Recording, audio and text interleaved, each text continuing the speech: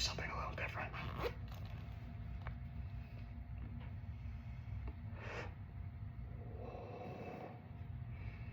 Yes, I do vape and I don't care.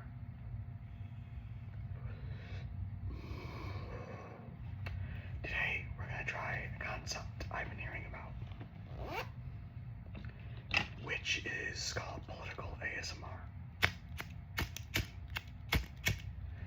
It's a little weird, and everyone does it kind of differently. From what I've seen, it's not extremely popular, but I had kind of a thought in my mind because I had watched a video earlier about the beef industry and the struggles the farmers are having because of companies like Synco and US Foods. And I kind of wanted to touch on a topic like this because if you don't know,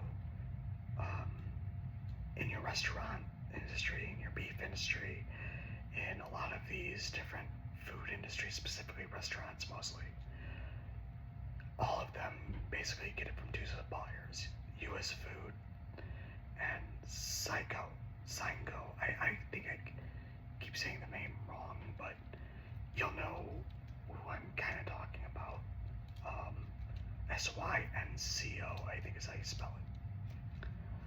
But the whole point is, this kind of inspired me to think of an idea because basically all your restaurants only get their supplies from two companies, which technically isn't a monopoly. It's a duopoly, which made me think, well, how do you fix this issue? There's 50 states, so there should be 50 companies. And to elaborate on that, we have a whole bunch of industries, which I do have my laptop open, which is kind of why I'm trying to make this like an ASMR, so there's sounds, because I'm going to basically do live research in front of you while coming up with the idea. Right now, what I'm going to research is how many industries are within the United States to give you a better idea how I'm going about this idea.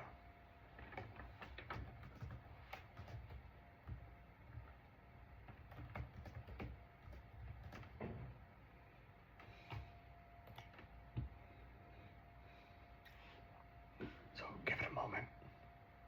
So, according to Google's AI overview, the U.S. economy contains 1,012 national industries based on the detailed 6-digit codes of the North American Industry Classification System used by federal statistical agencies. The classification is organized hierarchically into broader categories. So, with the sector's 2-digital code, there is 20.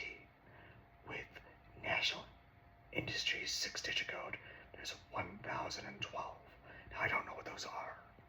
I can do a bit of research here later to figure out what those are to better come up with this plan, but I want to give you basically an idea off of this with what I would propose. So, with these 1,000, we'll make it an even number, industries. There are probably 4 to 5 mega companies that own everything within these industries, and each of them, okay? And some of them even cross into one another. So it might be this industry, but this company does XXXXXX industry. Well, that got me thinking from what I had mentioned before. What if we make a law that forces 50 individually owned, individually operated, private, it cannot go public. It cannot. It has to be private. Cannot go public at all. And the reason being is so that there is zero shareholder influence and there is no crossing of these companies. They're privately owned and they will have to stay privately, individually owned. They won't be allowed to join with anyone. Not in a sense of physically and legally. They could, do things like, hey, I own a hot sauce company, and you own a company that makes food.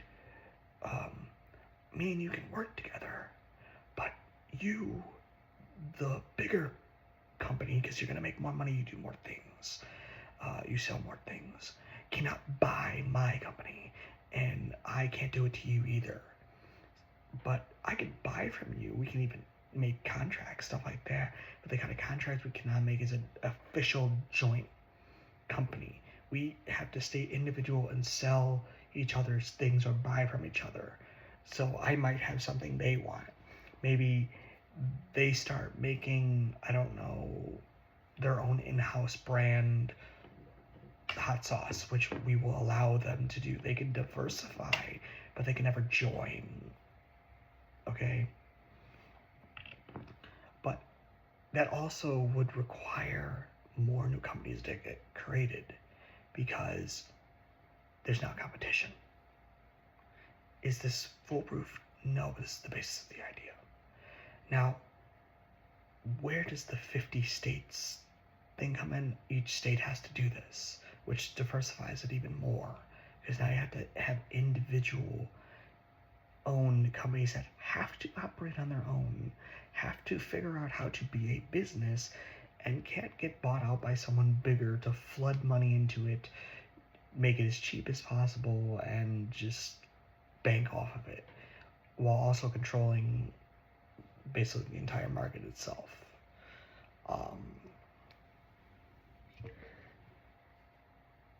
So something like U.S. Foods would now have to compete against 50 other companies that also do the same thing it does. And of course, it's not going to be one category company or one category industry. No, they never do. They always cross paths, and that's why we have OSHA standards. We literally have, to my knowledge, two very known one, which is general industry, and you have construction, which is its own thing. So many of these companies cross into each other's industry. They get a broad one, and then they obviously do everything else, because they're going to have to. They're going to have trucks to deliver things and their own people. They're going to have sanitation. They're going to have laborers. They're going to have all type of different industries in one. But we're focusing more on the big boy. So let's see what U.S. Foods actually is, for example.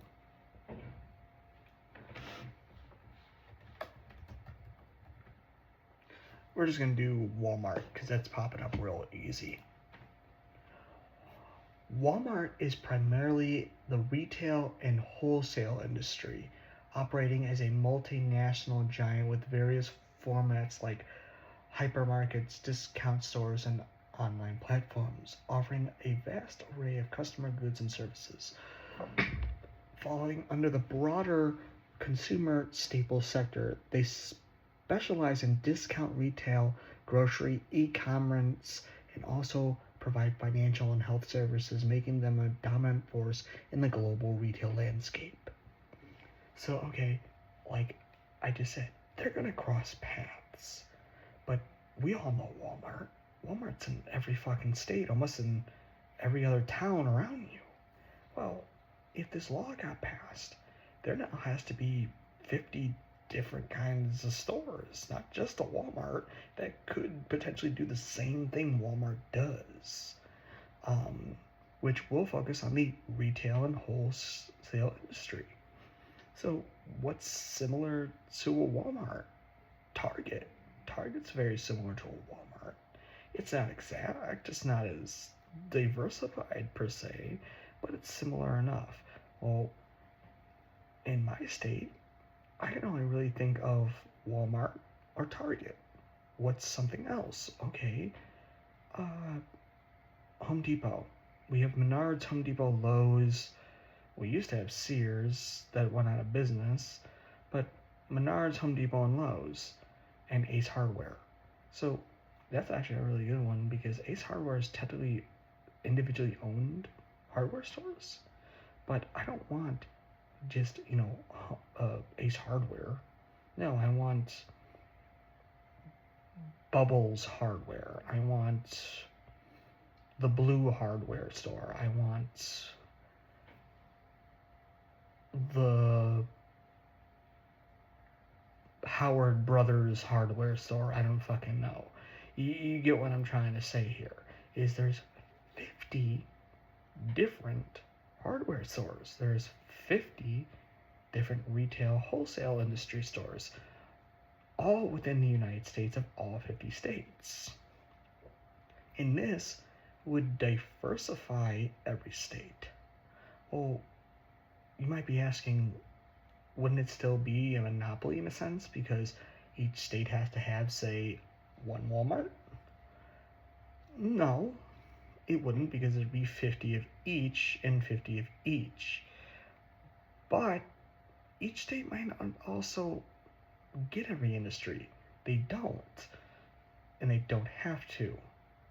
This is why if somebody can figure out how to put that industry in there, they can do it. And they might be the only one, but they might not. It's not a foolproof number, but it's not, a little number. It's not 4 or 5 or 6 just individuals owning almost everything. I mean, think of what Walmart owns. Think of what Amazon owns. Think of what Netflix owns. There's might be 50 freaking companies to each company, but there's only 5 that own all those 50 fucking companies. No, this will require 50 individually owned, individually operated, individually cannot be on the stock market. So that means you can't go public ever. You have to figure it out. Even if you're just a local brand and you can't go beyond, I don't know, the state of Arkansas or the county you're in, well, that's okay. But we have to write it in a way that it makes it okay for it to both be a requirement and not a requirement. It's kind of a weird thing, yes, but at the same time, you're putting kind of a limit. You're saying, look, if we can make 50 different hardware stores within the state of California, that's fine. And that's good. That means there's 50 different individually owned style stores that can never be owned. They can expand, they can get loans, they can never join, but they could sell to one another. They just can never officially join and be one household entirely. They can do business between each other. If, I don't know, it's cheaper for me to buy my tools from Jack's hardware store and I'm Hank's hardware store and I buy my tools from Jack's and then I resell it in my hardware store for a few dollars more and people are buying it for some fucking reason, that's perfectly legal. It's perfectly fine. You just can never make Jack and Hank's hardware store. It has to be Jack's and it has to be Hank's. It can't be Jack and Hank's hardware store unless that's how they did in the beginning, which is perfectly fine to have multiple owners on one company. And even if, let's say, one person owns Jack's, one person owns Hank's because he was allowed to start both, he can never join them. So they're going to always compete even though he owns both. It would just be kind of weird for him to have his own stores competing against each other, but people do this all the fucking time. There are rich people who own a McDonald's. There are rich people who own McDonald's, Burger King, Wendy's. They got a bit of every little piece going. And they're constantly selling and buying them, selling them and buying them and getting into new things. They don't just own all McDonald's. They don't just own all got junk. They don't just own all Junk King or Burger King or whatever. They own one or two or three or seven or eight of each, and they're all competing. Hell, there are some people who, like in the state of Rhode Island, there's a whole bunch of freaking McDonald's and within miles of each other. I mean, they're looking at each other. You can see it on the fucking map. And some of those are individually owned, some of those are, jointly owned by one person or two people. So they'll be allowed to do that, but now instead of just McDonald's or Wendy's, now there's more being required to be made by law. Meaning, if it goes under 50, we have to allow it to exist. If it goes under, it is what it is. They just have to physically compete. They just can never join. So McDonald's, per se, if I start my own burger place, can't just buy me the fuck out because I start gaining their customers. I'm not saying McDonald's can't have 50 fucking McDonald's in the state of fucking Rhode Island. I'm saying that McDonald's can't not allow me to compete. So if I can somehow have my rent paid, my stuff made and sold, and I sit on this little fucking corner in Rhode Island around 50 other fucking McDonald's for some fucking reason, because that's what they bought in that area, because you're not going to get rid of pre-existing companies. That's going to cause issues. That's why I'm saying this, because there's going to be spots like Rhode Island where they have a dominance, but now we're going to allow that dominance to be overtaken and reversed. So you'll get, Jack in a Box, you'll get Burger King, but you'll get new things too. You'll get new companies that will form, that will be allowed to do these things. They can't just be bought out, because Google likes to do that a lot. Google loves to just buy out the competition straight out before they ever really get up and going. And what I mean is, they start making some money and they see them as a threat, they'll just offer them a large sum of money, and most people just sell out. And that's the way it goes. Well, with this, you're not allowed. You can sell to somebody who never had a business, but I can't sell to,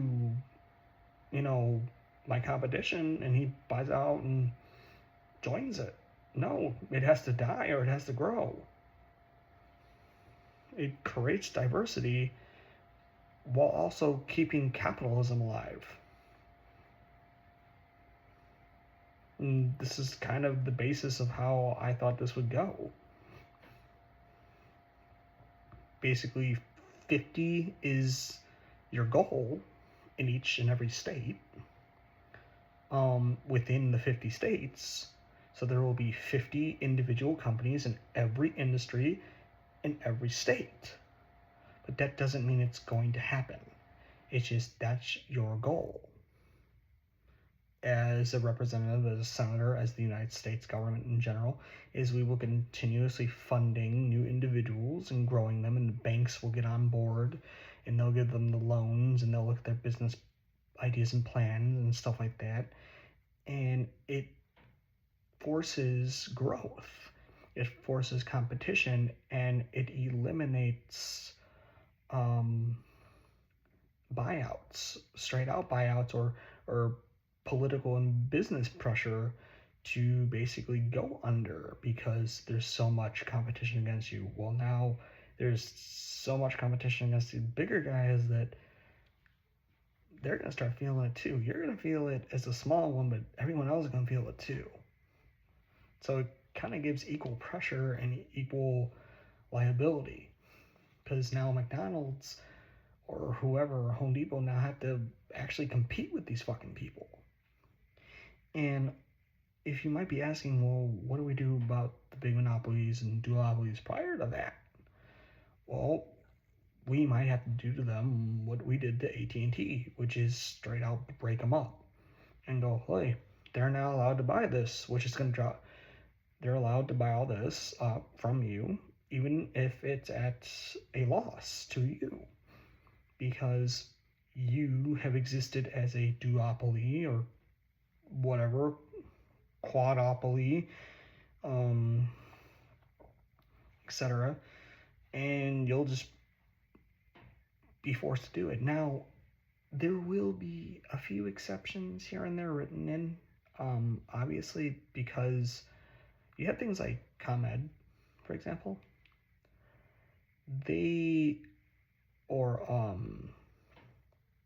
Nicor is another one. Nicor is actually a better example for this, and ComEd. You don't want a bunch of different lines, like power lines and gas lines, being from 50 different companies. There will be very, very few exceptions given to that rule. And it will primarily be utilities. Honestly, that's about it. Utilities will basically have the exception because I don't want, accidents.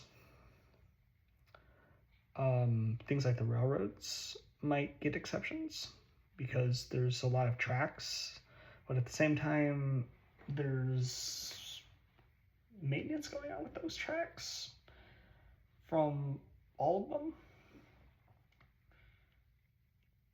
And their freight is kind of, like I said, there might be one or two industries that get an exception just due to the fact of the supply chain problem for those 50 other companies could get interrupted too much. I definitely wouldn't want 50 different water lines, because how the fuck would you connect that efficiently? Same thing with the railroads. The airlines might be another one too, because it's already fucking overly expensive for them to operate, and they really don't operate at a profit too much. Again, there might be a handful of exceptions, and they will be very well looked into and very well detailed into said bill if we were to propose this. I'm not a politician, obviously, but I think this would be a good idea for our politicians to start pushing. So, thank you for watching and listening, and I hope everyone has a Merry Christmas.